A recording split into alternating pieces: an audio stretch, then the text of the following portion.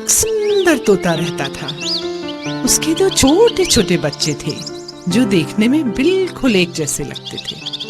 एक दिन जब मम्मा तोता खाना लेने गई, एक शिकारी धीरे से उस पेड़ पर चढ़ा और घोंसले से उसने दोनों बच्चों को उठा लिया। और जब उनको झोले में डाल रहा था, एक तोता तो उड़ गया, पर दूसरे को उसने झोले में डाल लिया और अपने घर ले गया। वहां से एक साधु महात्मा जा रहे थे। उन्होंने बड़े प्यार से उसे उठाया और अपने आश्रम ले। इस तरह दोनों तोते बड़े हो गए, एक तोता शिकारी के साथ और दूसरा साधु महात्मा के साथ आश्रम में पलने लगा। बहुत दिन बीत गए बच्चों। एक दिन एक राजा उस जंगल से गुजर रहा था। उसे एक आवाज सुनाई दी, मालिक मालिक, आप तीर कमान उठाकर इस आदमी को तुरंत मार डालो।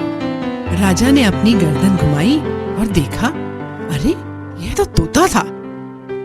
ये कैसी अजीब चिड़िया है, राजा ने सोचा और आगे बढ़ गया। साधु महात्मा की कुटिया में पहुंचकर वह पानी पीने अंदर गया। राजा ने अब दूसरे तोते के पिंजरे की ओर देखा। ये भी ऐसा ही तोता होगा जिससे मैं अभी मिलकर आ रहा हूँ। स्वागत है, हे महान राजा, तुम्हारा इस घर में स्वागत है। सुनकर राजा आश्चर्य में पड़ गया। सोचने लगा, देखने में तो शिकारी का तोता भी बिल्कुल ऐसा ही दिखता था, परंतु स्वभाव में कितना अंतर है। राजा पिंजरे के पास गया और बोला, मैंने जंगल में एक तुम जैसा तोता देखा था, जो देखने में तो तुम्हारे ही जैसा था, पर स्वभाव में बड़ा कठोर था। क्या वह शिकारी के घर में रहता था? तोते ने पूछा। हाँ, वही था वो तोता। राजा ने तुरंत उत्तर दिया। तोते की आंखों में दुख के आंसू बह निकले और उसने राजा को बताया, वही तो मेरा बेचारा भाई है।